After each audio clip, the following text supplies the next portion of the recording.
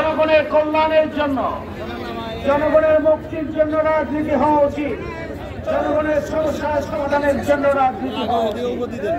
আমি এই 16 বছরে জনগণের কোন কল্যাণে মানুষের কাছে তারা যায় নাই, কারণ জনগণের ভোটে তারা নির্বাচিত নয়।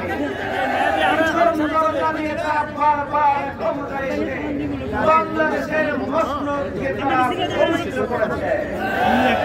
অক্টোবরের মামলা পুনরুজ্জীবিত করে শেখ হাসিনা সহ সকল খুনিদের বিচার বাংলার মাটিতে আদায় করে ছাড়বো আমরা। খেলার হত্যাকাণ্ডের বিচার দেশের মাটিতে হবে।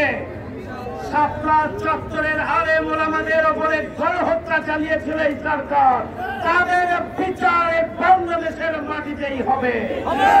আমাদের জামাত ইসলামী ছাত্র শিবিরের অসংখ্য নেতা কর্মীকে আপনারা হত্যা করেছেন, তার দায়ে দেশের প্রচলিত আইন এবং জনগণের আদালতে বিচারের মুখোমুখি হয়ে শাস্তি কার্যকর না হওয়া পর্যন্ত কোন ক্ষেত্রে তাদের আদর্শের রাজনীতি, সন্ত্রাসের রাজনীতি, গণহত্যার রাজনীতি, গুলি চালানোর রাজনীতি, খুনের রাজনীতি, আয়নাঘরের রাজনীতি এই বাংলাদেশের জনগণ আপনাদের আর পরিচালিত করতে দিবে না।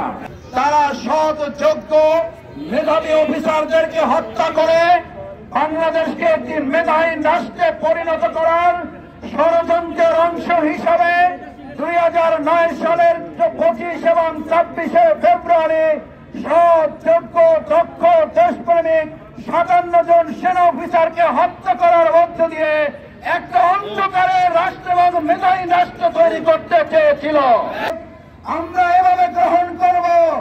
প্রতিদিন বাংলাদেশে অন্যায়ের প্রতিবাদে এক একটা ন্যায়ের কাজ করে আপনার অন্তরে আমরা 25 সেকেন্ডে আগুন জ্বালিয়ে দেব।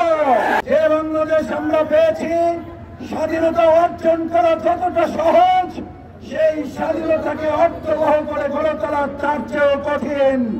আমি শিক্ষার্থী ছাত্র জনতার উদ্দেশ্যে জানতে চাই, আমরা আমাদের আবু সাইদ, আমাদের বীর মুক্তিরা মুক্তি দিয়ে গুলির মুখে জীবন দিয়ে যে নতুন স্বাধীনতা অর্জন করেছে, এটাকে অর্থবহ করার জন্য আমাদের যদি আবার জীবন বাজি রাখতে হয়, আমরা সবাই কি রাজি আছি?